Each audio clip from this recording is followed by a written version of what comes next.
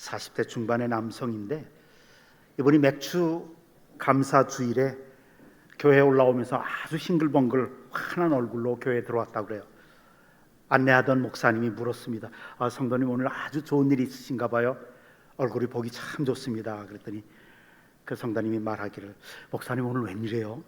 오늘 교회에서 맥주를 다 사주면서 맥주 잔치 한다면서요. 맥주 감사주의를 맥주 파티 하는 줄로 그렇게 착각한 모양입니다. 오해할 만도 합니다. 우리 달력으로 7월 초 이스라엘 절기상 밀과 보리를 추수하는 기간에서 유대인들에게는 추수감사절기입니다. 그런데 이것을 우리 기독교에서는 그 뜻이 참 너무 좋아서 추수감사절을 가을로 옮겼고요. 또 이 기간 동안 맥주감사주일로 그냥 그대로 받아들였습니다. 그러면서 현대 기독교인들에게는 사실 농경사회가 아니기 때문에 어떤 의미가 있냐면 1월 한 달을 출발해서 한 해의 절반을 주님의 은혜로 잘 달려오게 하신 그 주님께 감사하는 날로 지키는 거죠. 올해는 우리 특별히 우리 교회에 감사한 것들이 너무 많은데 그 중에 한두 가지만 꼽아보면 우리 교회에 아주 훌륭한 두 분의 부목사님들을 보내주셨죠, 하나님이. 그리고 한 분의 아주 귀한 전임전도사님을 보내주시고 또 한 분의 교육전도사님을 보내주셨어요. 그래서 우리 성도들과 함께 신앙생활하면서 주님을 함께 섬기고 또 말씀을 전하는 귀한 사역자들 채워주신 거 너무 감사하죠. 또 6개월 동안 우리 모든 성도들의 가정 또 자녀들을 생명싸개로 감싸서 생명을 지켜주신 하나님 너무 감사합니다. 또 우리 세계 경제의 여파로 인해서 우리나라 경제가 정말 어렵다 많이 얘기를 하는데 여태까지 우리 성도들 이만큼 먹고 살게 해주시고 또 부족함 없이 지내게 해주신 그것도 또 하나님께 감사하죠. 가정적으로도 우리 자녀들을 지켜주신 것도 감사하고요. 또 교회적으로도 우리 교회에서 새롭게 온라인 성경 공부도 새로 시작하게 해주시고요. 방학이 없긴 하지만 그러나 정착되어가는 것이 너무 감사합니다. 너무 감사할 것을 따져보면 너무도 많이 있어요. 이제 곧 이어서 장로 선고가 있게 해주셔서 이제 큰 지도자의 공백들을 메꿀 수 있도록 장로 선고 10분의 장로 선고가 있게 해주신 그 하나님의 은혜를 정말 하나님께 너무 감사를 드립니다. 한번 저를 따라 하십시다. 하나님이 우리와 함께 하시기에 우리나라는 반드시 잘 될 것입니다. 하나님이 우리와 함께 하시기에 우리 교회와 자녀들은 반드시 잘 됩니다.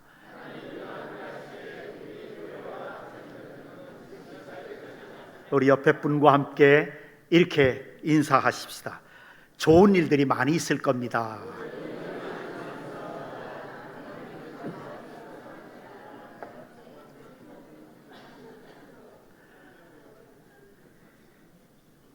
오늘 맥주 감사주일 예배를 드리는 우리 모든 분들에게 주님의 은혜와 평강이 넘치시기를 주님 이름으로 축원합니다. 유대인들의 지혜를 기록한 탈무드라고 하는 책이 있습니다. 우리에게는, 우리 기독교인들에게는 지혜의 삶의 지혜가 농축되어 있는 책 정도로 생각하지만 유대인들에게는 구약 성경과 맞먹는 그런 아주 중요한 책으로 받아들이는 것이 탈무드인데요. 이 탈무드에 이런 이야기 한 편이 있습니다. 어떤 유대인 어머니가 별로 배운 바가 별로 없어요. 좀 무식한 어머니였지만 그 자식들을 너무 잘 키운 거예요. 그래서 사회적으로 이스라엘에서 사회적으로 아주 큰 인물이 되었습니다. 주위 사람들이 이 어머니에게 당신은 어떻게 키웠길래 이렇게 훌륭한 자녀들을 두었습니까? 그 비결이 무엇입니까? 그랬더니 이 어머니가 간단하게 이렇게 대답을 했다고 해요. 저는 아이들에게 딱 3가지만 가르쳤습니다. 그 하나는 모든 일에 하나님께 감사하라를 가르쳤습니다. 작은 일이건 큰 일이건 감사하는 사람이 되라. 그냥 그저 감사해라. 항상 감사해라. 저는 감사하는 것을 가르쳤습니다. 2번째는 친구들 사귈 때 한숨 많이 쉬고 원망 많이 하고 불평 잘하고 남의 험담 잘하는 사람하고는 절대로 사귀지 마라. 그런 친구들하고 놀지 마라. 그랬다고 그래요.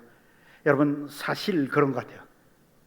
여러분들 주위에 그 누구를 만났든지 간에 그 사람이 너무 푸념을 자주 하고 원망 자주 하고 불평 남 험담 자주 하는 사람들하고는 다시는 만나지 마십시오. 왜냐하면 원망과 불평은 전염성이 강해요. 그것은 영적인 전염병에 해당합니다. 그래서 원망하고 불평을 자주 하는 사람은 그 미래가 원망할 수밖에 없는 미래가 펼쳐지기 때문에 그들과 가까워지면 여러분들도 똑같이 됩니다. 한번 생각해 보세요. 이스라엘 백성들 성경에 보면 이스라엘 백성들의 가장 큰 죄, 하나님이 모든 이스라엘 백성들을 약속의 땅 가나안으로 이끌 것이라고 약속을 해주셨는데 거기에도 못 들어간 그 궁극적인 가장 중요한 죄가 뭐였습니까? 왜 광야에서 다 죽었을까요? 두 사람 빼놓고. 푸념하고 원망하고 불평, 험담, 늘 이런 원망, 불평이 잦았기 때문에 이 주님이 가장 싫어하시는 거거든요. 또 전염성이 너무 강해요. 그 다음에 이 부인이 세 번째로 또 똑같은 말을 해요. 감사하는 사람하고만 친해라. 이걸 가르쳤다는 거예요. 감사하는 사람과 늘 함께하고 나는 이 세 마디만을 우리 아이들에게 가르쳤습니다. 그런데 그 자녀들이 정말 훌륭하고 유명한 자녀들로 성장했다는 겁니다. 이것이 탈무드에 있는 한 편의 이야기입니다. 여러분 한번 생각을 해보십시다. 이 세상에서 어떤 회사나 기업체에 사장님이나 대표이사나 회장님을 만나려고 하면 상당히 어렵죠. 비서실 통해야 되고 비서실도 아주 특별히 잘 알지 않으면 그 기업체 대표는 만날 수가 없죠. 사회적으로 저명한 분들을 만나기도 쉽지 않습니다. 한 국가의 장관을 만나고 싶다거나 대통령을 만나고, 이거는 일생에 한 번 있을까 말까 한 일이죠. 정말 어렵습니다. 하물며 하나님을 만나기는 정말 하늘의 별 따기입니다. 너무 어려운 거예요. 그런데 우리 하나님의 자녀들에게는 하나님을 항상 만나야 되거든요. 왜요? 우리는 하나님의 도우심이 날마다 필요합니다. 우리 생활 속에 날마다 하나님의 도우심이 있어야 크리스찬으로서 살아갈 수 있기 때문에 그렇습니다. 그래서 하나님을 매일매일 아주 쉽게 만날 수 있는 그 길을 알아야 합니다. 아주 쉽게 하나님을 만날 수 있는 길을 알면 쉽게 하나님 앞에 나아갈 수 있고 하나님을 만날 수 있고 하나님과 늘 친밀하게 아주 깊은 교제를 가질 수 있고 하나님이 모세에게 내 친구다 라고 말할 수 있을 만큼 그런 축복 가운데서 늘 하나님과 친밀하게 사귈 수가 있거든요. 그러면 그 은혜로 하나님 앞에 영광스러운 그 능력과 또 권세를 받을 수 있고 그것으로 이 세상에서 하나님 앞에 영광 돌릴 수 있죠. 하나님 앞에 쉽게 나갈 수 있는 그 길, 하나님과 친밀하게 교제를 가질 수 있는 그 길이 오늘 본문에 나와요. 시편 100편 4절에 보면 같이 읽어볼까요? 시작. 감사함으로 그의 문에 들어가며 찬송함으로 그의 궁정에 들어가서 그에게 감사하며 그의 이름을 송축할지어다. 그래요. 감사함으로, 이게 뭔지는 다 아실 겁니다. 근데 찬송함으로, 그럼 기도하다가 찬송가를 불러라고 하는 뜻인가? 그건 아니죠. 우리는 찬송 그러면 노래만 생각을 해요. 찬양, 찬송이란 뜻은 하나님을 높여드린다는 거예요. 하나님을 높여드리는 거예요. 그러니까 무슨 얘기냐면 이런 식이에요. 오늘 얼마나 날씨가 좋습니까? 하나님, 이렇게 날씨가 좋은 날씨 주셨네요. 하나님 솜씨 대단합니다. 하나님, 제 아내가 이렇게 천사 같으네요. 이거 제 아내가 정말 이렇게 천사같이 하나님 만드신 하나님의 솜씨 너무 놀랍습니다. 이게 찬양이에요. 하나님을 찬양하는 거예요. 오다가 아름다운 여인을 봤어요. 하나님 솜씨 대단합니다. 저렇게 아름다운 여인을 만들고요, 저렇게 멋있는 중후한 감각의 중년의 신사를 만들다니, 이건 하나님 놀라운 솜씨입니다. 이게 찬양이에요. 하나님을 찬양하는 게. 바닷가에 갔어요. 그 바다에 밀려오는 파도를 바라보면서 너무 좋습니다. 하나님의 솜씨가 얼마나 그렇게 좋은지요. 이게 찬양입니다. 보세요. 감사함으로 그의 문에 들어가며, 하나님의 궁정의 문을 들어가는 그 문이 어디 있느냐? 감사라고 하는 문이에요.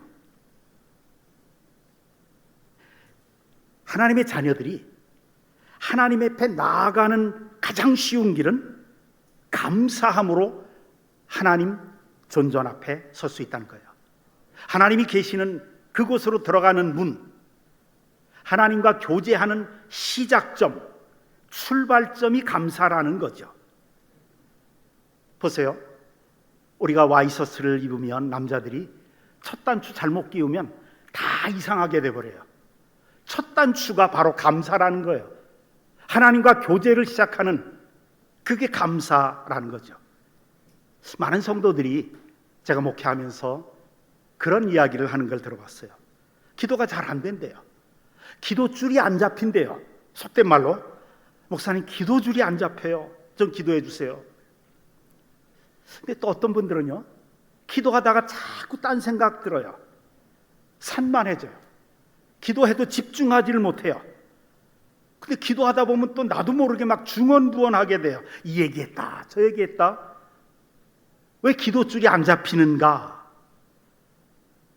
기독교 단체에서 청소년들을 대상으로 해서 앙케이트 조사한 결과가 아주 놀라워요. 우리 부모들의 입장에서 꼭 알아야 될 거. 청소년들이 기도하다가 제일 힘든 게 뭐냐? 포르노 영화, 야동 보는 게 자꾸 생각난다는 거예요. 기도하는데 그런 영상들이 자꾸 생각난다는 거예요. 그래서 도저히 기도를 못 하겠다는 거예요. 우리 그리스도인들 많은 분들이 기도하면서 기도 속에 깊이 들어가지 못하는 이유가 뭐냐? 출입구를 잘못 찾아서 그래요. 그 입구를, 올바른 입구를 찾지 못해서 그래요. 잘못된 문으로 들어가기 때문에 기도가 안 되는 거예요. 하나님께 기도를 시작하는 그 길, 그 문이 뭐냐? 감사라는 겁니다. 근데 많은 그리스도인들이 감사는 형식적으로 해요. 한두 마디. 원래 감사는 그렇게 하는 거 아니에요. 감사는 뭐 그냥 형식적으로 한두 마디 하고 몇 마디 하다가 다짜고짜 푸념하듯이 자기 문제 얘기하고 주시옵소서 반복하고, 그래서는 기도의 줄이 안 잡혀요. 다 우리가 경험해 보는 거잖아요. 성령께서 인도하시지 않아요. 어떻게 해야 되느냐? 에베소서 5장 20절이 우리에게 아주 구체적으로 가르쳐 주세요. 같이 읽어보십시다. 시작. 범사에 예수 그리스도의 이름으로 항상 아버지 하나님께 감사하라. 범사에 감사하라. 감사는 범사에 한다, 이 뜻은 뭐냐면 구체적으로 하라는 거예요. 조목조목 하라는 거예요. 하나님, 어제 하루 무사하게 우리 가족들 다 잘 지내게 해주셔서 감사합니다. 이거는 감사가 아니에요. 그냥 큰 보따리 하나님께, 아유 빨리 내 기도를 해야 되니까 하나님께 던져드리는 거고, 이건 감사가 아니에요. 범사에 감사하는 게 아니에요. 하나님 앞에 정말 하나님의 존전에 깊이 들어가는 그 기도의 시작이 어디 있느냐? 범사에 조목조목 구체적으로 일일이 열고 하는 거예요. 하나님, 저렇게 아름다운 여인을 내 아내로 주신 것 감사합니다. 하나님, 좀 혈기는 있지만 저렇게 귀한 남편 저에게 주신 것 감사합니다. 우리 아이들 또 이렇게 반항도 하고 그러지만 그래도 또 건강하게 자라게 해주셔서 감사합니다. 조목조목 하나님 앞에 기도하면, 구체적으로 일일이 감사를 다 드리다 보면 하나님을 향한 하나님의 궁정의 대문을 활짝 열어서 우리로 하여금 하나님 앞으로 나가게 해요. 그래서 기도의 줄이 잡히는 겁니다. 기도의 경험, 우리 경험에 의하면 기도할 때 제일 먼저 마음을 다해서 구체적으로 일일이 감사를 하다 보면 감사할 거리가 너무 많아지는 거예요. 감사가 계속 이어지게 돼요. 감사의 기도를 계속 하다 보면 가장 커다란 축복이 뭐냐? 하나님께 내가 간구해야 될 기도 제목이 분명히 하나님이 들어주실 거라는 확신이 드는 거예요. 얼마나 큰 축복인지 몰라요. 믿음이 강하게 되어서 감사하다 보면 내가 아직 달라고 요구하지도 않은 그 기도의 제목들이 분명히 하나님이 들어주실 거라는 확신이 들어요.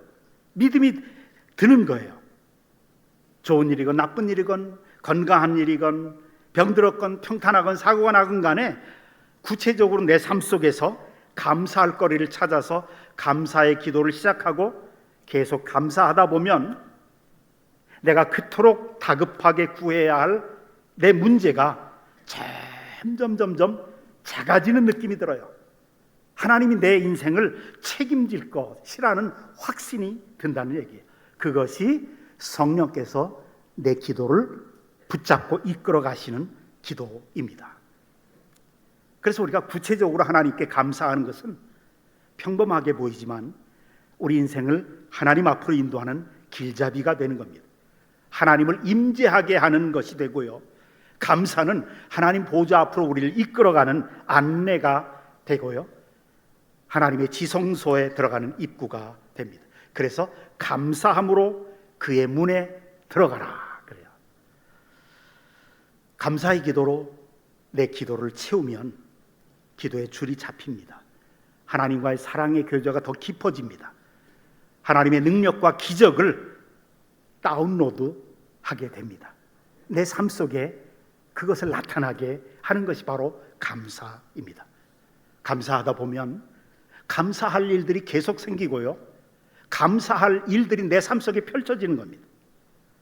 오늘 본문은 주님이 가장 기뻐하는 게 뭔가를 알려주는 이야기입니다. 그것을 한 사람, 하나님을 몰랐던 한 이방인 통해서 한 스토리를 우리에게 보여주십니다. 이 사람은 하나님을 모르던 이방인이었습니다. 그래서 18절에 예수님이 그러죠. 이 이방인 외에는 하나님께 영광을 돌려 나온 자가 없느냐 그래요. 이 이방인이 나병에 걸립니다. 문둥병이죠. 그러면서 나병에 걸린 유대인들과 함께 어울려 다니면서 온갖 멸시천대는 다 당하다가 어느 날 예수님을 딱 만나게 됩니다. 그러니까 이 10명의 나병 환자들이 막 부르짖으면서 우리를 불쌍히 여기소서, 치유를 호소하죠. 그러다가 예수님이 너희 몸을 제사장에게 가서 보여라. 이거는 나병이 나았을 때는 제사장에 가서 몸을 보이고 나았다는 확증을 받아야 됩니다. 그래야 일상생활로 돌아올 수 있대요. 예수님이 그렇게 던지신 거예요. 말씀 한마디를 딱 던지시니까 이 10명이 이 말씀을 다 믿어버렸어요. 그리고 가다가 10명이 다 나았어요. 이 사람들이 너무 기뻐요. 그러니까 9명은 빨리 제사장에게 가서 자신의 몸이 나았다는 것을 확증받기를 원해서 막 달려갔어요. 근데 이 이방인은 다시, 그것도 중요하지만 다시 예수님께 돌아와서 엎드려서 감사를 표했죠. 이때 주님이 묻습니다. 10명이 다 낫지 않았느냐? 나머지 9은 어디 있느냐 그래요. 감사를 잊어버린 나머지 9사람에 대해서 대단히 섭섭하신 마음을 토로하는 거예요. 반면에 감사를 잊지 않았던 이 이방인에게 너무 기뻐가지고 이 이방인을 아주 특별하게 취급하십니다. 그래서 이 이야기를 여러분 성경에 기록한 이유가, 목적이 무엇일까요? 예수님이 섭섭해하는 사람이 누구인지를 보여주시기 위한 거예요. 예수님이 특별히 기뻐하는 사람이 누구신지를 보여주기 위해서 크리스찬들에게 보여주고 싶으셔서 이 이야기를 누가복음에만 기록한 겁니다. 감사를 표시했던 이 사람, 주님이 특별히 좋아하신 사람들이었어요. 나머지 9은 어디 있느냐? 주님이 너무 섭섭해 하신 거예요. 14절에 보시고 이르시되 가서 제사장들에게 너희 몸을 보이라 하셨더니 그들이 가다가 깨끗함을 받은지라. 예수님은 말씀 한마디로 나병도 다 고치셨어요. 10명 모두가 다 깨끗함을 경험했죠. 분명히 나머지 9명도 대단히 기쁘고 감사한 마음이 가득 있었을 겁니다. 그런데 그들은 제사장에게 먼저 가서 판정을 받고 싶었던 거예요. 내일 감사해야지, 이따가 제사장 만나고 난 다음에 감사해야지, 분명히 이런 마음이 있었을 겁니다. 그리고 감사할 자리로 돌아오지 않고 제사장에게 먼저 갔습니다. 마음은 있었어요. 그런 일이 있었는데 감사하는 마음이 없으면 그게 사람인가요? 마음은 있었어요. 그런데 내일 해야지 그랬다고요. 이방 사람은 이거 내일까지, 언젠가 내가 이분을 찾아와야지, 미루어둘 수 없는 일이라고 판단했던 겁니다. 그래서 가장 시급한 제사장에게 판정받는 일도 제쳐두고 곧장 예수님께 달려나온 겁니다. 그래서 예수님이 너무 기뻐하셨던 겁니다. 예수님이 우리 그리스도인들에게 받고 싶은 것, 가장 중요한 것은 감사라는 거예요. 그런데 여기서 우리에게 가르쳐 주시는 것은 감사는 표현할 때까지는 아직 감사가 아닌 겁니다. 표현할 때까지 감사가 될 수 없는 거예요. 마음속에 감사했다? 그건 아무것도 아닌 거예요. 하나님 앞에서 의미가 없는 겁니다. 감사는 표현하는 거다. 행복이 어디서 오느냐? 현재의 감동을 붙잡고 곧바로 행동할 때 오는 겁니다. 행복감이란 감동이 생활 속에 찾아오는 순간에, 그 순간에 감동을 붙들고 사는 사람들이 경험하는 것이 행복입니다. 그래서 여러분, 데살로니가전서 5장 19절에서 그리스도인들이 행복한 삶을 위해서 대단히 중요한 명령을 하나 하시죠. 너희는 성령을 소멸하지 말라. 성령을 소멸하지 말라. 성령님이 감동하셔서 감사의 마음이 생길 때 그때 표현하라는 거예요. 여러분들 오해하지 마십시오. 저는 지금 감사 헌금을 많이 하라는 그런 이야기가 아닙니다. 가장 쉬운 거는 감사할 때 하나님 감사합니다, 이거예요. 말로 표현하는 거 아닙니까? 그런데 우리는 그거를 안 해. 기도할 때 대부분에 보면 아주 신기한 게요, 제가 아프리카에서 16년을 활동하면서 제가 전도하고, 제 아내와 제가 전도하고 성령께서 역사하셔서 교회가 점점 커지는데, 그들에게 대표 기도를 시키면 기도 전체의 95% 이상이 감사해요. 이래서 감사하고 저래서, 감사가 얼마나 많은지 몰라요. 그런데 그들보다 100배 1000배나 잘 사는 우리나라에서 목회하다 보니까 대표 기도하시는 분의 95%가 주시옵소서예요. 주시옵소서, 교회를 이런 교회로 만들어 주시옵소서, 전부 다 달라는 기도만 해요. 이거 참 신비하더라고요. 이게 연구할 대상이에요. 하루에 한 끼 못 먹는 사람과 목회하다 보니까 그들의 기도의 95%가 감사인데, 그러니까 행복지수가 높은 거예요. 얼마나 높은지 몰라요. 찬양 한번 하면은요, 아프리카에서 예배 한번 드리면 3시간 이상이, 제가 견디지를 못해가지고 줄여서 2시간으로 줄였다가 나중엔 더 줄일래도 줄일 수가 없더라고요. 왜? 막 너무 기뻐하고 감사하니까요. 그게 진짜 예배라는 것을 저는 압니다. 주님이 원하시는 것이 우리의 감사의 표현이더라고요. 너희는 성령을 소멸하지 말라. 성령께서 감동하시면 감동하는 대로 표현하라는 거예요. 한평생 은혜와 행복을 누리며 살고 싶으십니까? 그렇다면 성령께서 감동하심에 민감하게 반응하시면 됩니다. 지금 성령이 감동하시고 감화하시는 대로 하시면, 미루면 반드시 후회하게 됩니다. 미루면 그 기회는 사라집니다. 성령을 소멸하지 마십시오. 감동이 오는 그 순간, 아름다운 곳을 보았을 때, 하나님, 이렇게 하늘이 푸른 것, 저 오늘 처음 봤습니다. 여러분들 교회에서 저에게 노안 수술을 했을 때 수술 받고 나오는 순간에 얼마나 놀랐는지 몰라. 하늘이 그렇게 파란 거를 저는 그때 처음 봤어요. 제가 초등학교 6학년 때부터 안경을 꼈기 때문에. 근데 안경을 끼고 본 하늘과 수술 받고 난 다음에 본 하늘은 완전히 하늘 땅 차였어요.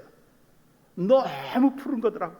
그래서 막 오면서 제 아내가 이게 운전하고 있는데 하나님 감사합니다. 이렇게 하늘이 푸르게 만드셨네요. 너무 감사하더라고요.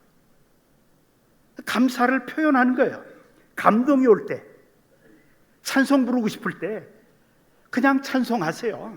찬양하세요. 미루지 마세요. 회개하고 싶은 마음이 감동이 왔을 때 성령의 감동인 줄로 생각하고 즉시 가던 차 멈추고 옆에다 세워놓고 그리고 회개하는 거예요. 불쌍한 사람 딱 보았을 때 돕고 싶은 마음이 들면 성령의 감동이 오는 그 순간 즉시 도우십시오. 그 순간에 또 우리 속에 무슨 생각이 듭니까? 아니야, 저 친구 저거 내가 돈 주면 분명히 술 사 먹을 거야. 그것까지 걱정해 주느라고 성령의 감동을 소멸시키는 사람들이 많더라고요. 그 남의 인생까지 걱정해 줄 필요 없어요. 그냥 성령 감동하시면 그 사람이 술 사 먹건 뭐 하건 간에 하나님이 알아서 해 주실 거예요. 성령 감동하면 즉시 감사하시고 즉시 회개하시고 즉시 찬양하시고, 그러면 오늘도 감동이고 내일도 감격이고 성령의 감동하심에 즉시 순종하는 것이 행복의 비결이고 승리의 비결입니다. 또 한 가지는 10명이 다 치유받았어요. 그런데 이방인 한 사람만 그 주님의 사랑과 능력을 깨닫고 그 은혜를 깨닫고 와서 감사하는 거 보면서 저는 감사는 아무나 하나 뭐 이런, 사랑만 아무나 하는 게 아니라 감사는 아무나 할 수 있는 게 아니더라 라는 것을 주님이 지금 말씀하시는 거예요. 감사는 깨달은 사람만 할 수 있는 거예요.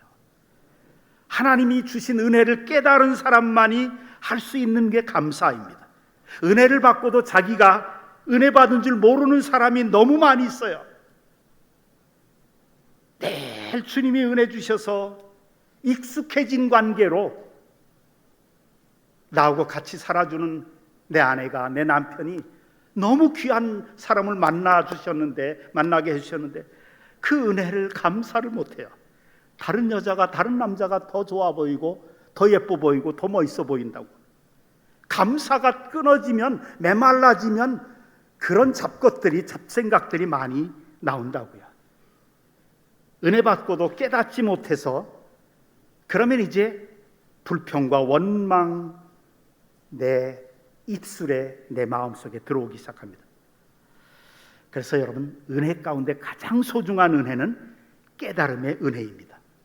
주님이 이걸 아는데, 은혜 가운데 그렇게 많은 은혜를 주셨는데도 깨닫지 못하니까 감사하지 못하는 성도들의 모습을 보고 너무 가슴이 아프시니까 시편 49편 20절에 이렇게 토로하셔요. 주님이 고통스러운 마음을 이렇게 표현하셨어요. 함께 읽어볼까요? 시작. 존귀하나 깨닫지 못하는 사람은 멸망하는 짐승. 하나님의 자녀로 삼아주시고 죄 용서해 주시고 이렇게까지 하나님의 베풀어 주시는데 이걸 깨닫지 못하고 감사하지 못하니까 멸망하는 것 같다. 깨닫지 못하면 감사 못하는 거예요. 깨닫는 만큼만 감사하는 겁니다. 그래서 감사는 얼마나 많이 가졌느냐 하는 소유에 있는 게 아니라 깨달음에 있습니다. 얼마나 많이 깨닫느냐, 얼마나 자주 깨닫느냐, 어느 정도까지 깨달았느냐, 여기에 감사가 있습니다. 어떤 그리스도인이 불신 친구하고 같이 길을 가다가 갑자기 비가 오더래요. 근데 비를 맞고 이렇게 걷다가 막 싱글벙글하면서 이 그리스도인이 혼잣말로 그러더래요. 하나님 감사합니다. 친구가 옆에서, 야, 나 비가 오는데 뭐가 감사하냐 그랬더니, 생각해봐라. 하나님이 우리의 눈썹을 만들어 주셔서 빗물이 눈속으로 안 들어가고 딱 막아주지 않느냐. 그런데 조금 더 가다가 막 너무 좋아가지고 하나님 또 감사합니다. 뭘 감사하는데 이번에는 그랬더니, 생각해봐. 우리 콧구멍이 위에 달려있지 않고 밑에 달려있으니까 그러니까 빗물이 떨어져도 코 속에 들어가지 않고 피할 수 있지 않냐. 얼마나 감사하느냐.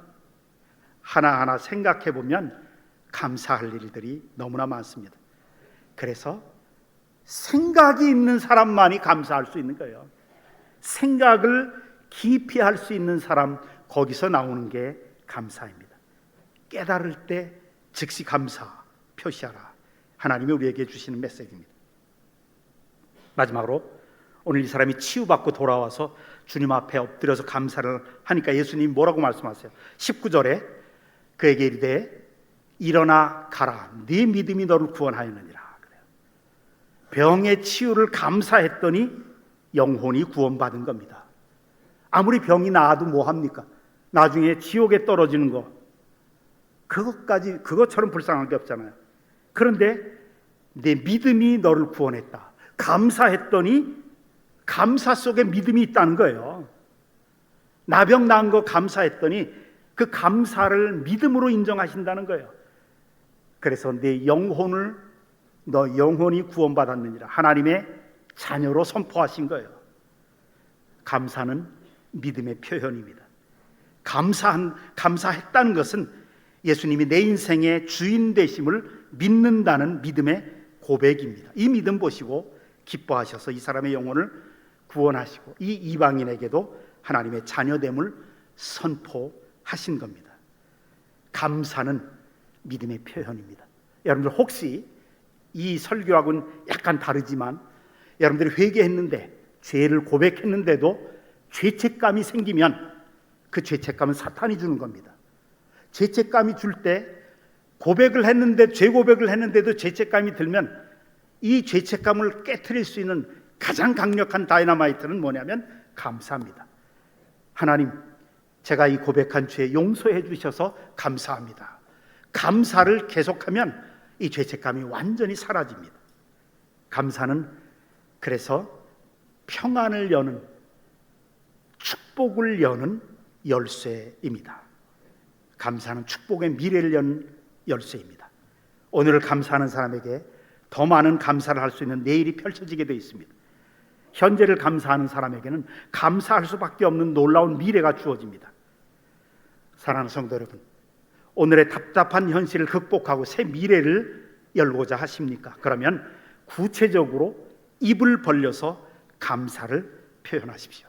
감사의 제단을 쌓으시고요, 날마다 행복한 마음으로 사시기를 원한다면 아침에 일어나면서 입술에서 나오는 첫 마디가 주님을 향한 감사와 찬양의 말이 되게 하십시오. 이런 감사가 넘치는 삶을 사심으로 주님이 기뻐하시는, 주님이 정말 좋아하시는 성도들 다 되시기를 주님의 이름으로 축원합니다. 기도하십시다. 아버지 하나님, 많은